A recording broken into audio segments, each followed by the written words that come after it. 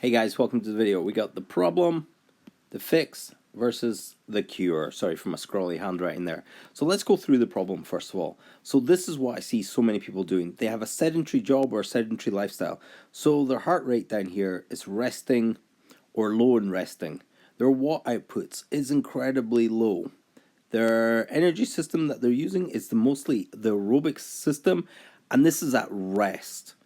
And then the fuel source that they're using, we'll get back to that, we'll hit the CNS. So the CNS, they live a very stressful life. So if they're hitting here, they're always activating their CNS, whether it's dieting too hard or exercising too hard. Their HRV is chronically in the toilet, very low HRV, very low resilience to stress because they're doing everything kind of mismatched. So anytime your central nervous system is activated, it puts out, or anytime you go sympathetic, it puts out a need for carbohydrates. So you can end up here. So this is disjointed. This is a disjointed modality. What people will do for fix, because they have this craving for carbohydrates and the body is leaking carbohydrates, they'll consume carbohydrates. So they'll input carbohydrates here. The good thing with carbohydrates is when insulin is raised, it will lower cortisol. So it will actually de-stress you. So your stress will come down here. Your watts output is still low. Your resting heart rate is still low. Your aerobic energy zone is still in this zone here, but now you're here. And this is the fix. So this is closer to alignment than the problem here, but this isn't perfect alignment. And then what happens is, because you eat the carbohydrates, once this fuel starts to come back down, you'll get a craving, or your sympathetic nervous system will come back up, because as insulin drops, the cortisol will rise, and then you'll be in this play between eating and being stressed and eating and being stressed, and then using food particularly as a crutch to help with that problem. And all you're doing is adding more calories into the system, or more energy into the system. And this is how we all end up overeating, even though we don't think we did. We grab a couple of cookies, 80 calories, 80 calories. Soon that adds up. Most of us are creating an energy deficit, or trying to create an energy deficit for on a diet of 500 calories. A couple of cookies, a little sugar in your latte, a packet of crisps, a couple of chips from the kids' plate.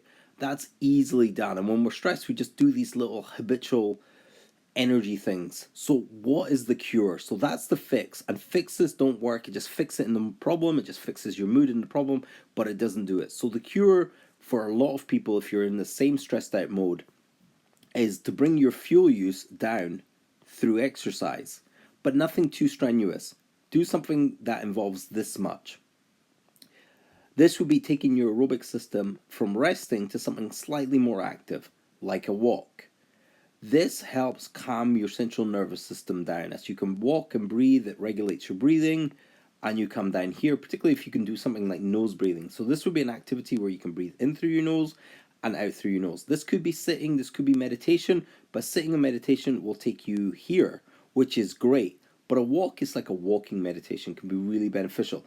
And you're taking your watts from low to slightly up. It's not a full-on hard workout, just a nice, relaxing, casual walk. You're also taking your heart rate up and slightly elevated to this sort of zone. Now we're in alignment.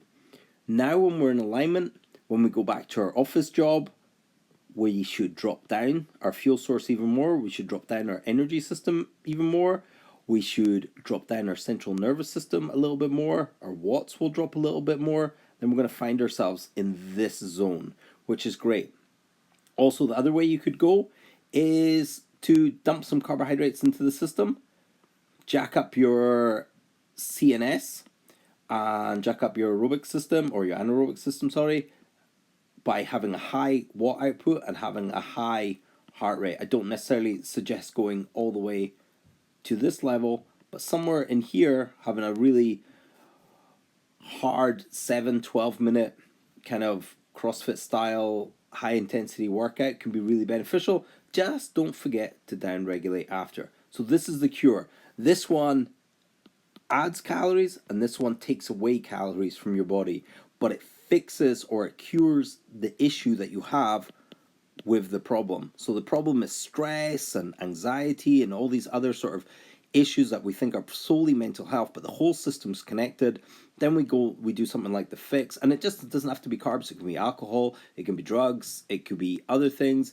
And what we could do most of the time is try and align ourselves through movement, whether it's a really low intensity movement or a high intensity movement. But anytime you do anything high intensity, don't forget to down regulate afterwards. So I hope that video makes sense. If you've got any questions, drop them in the comments.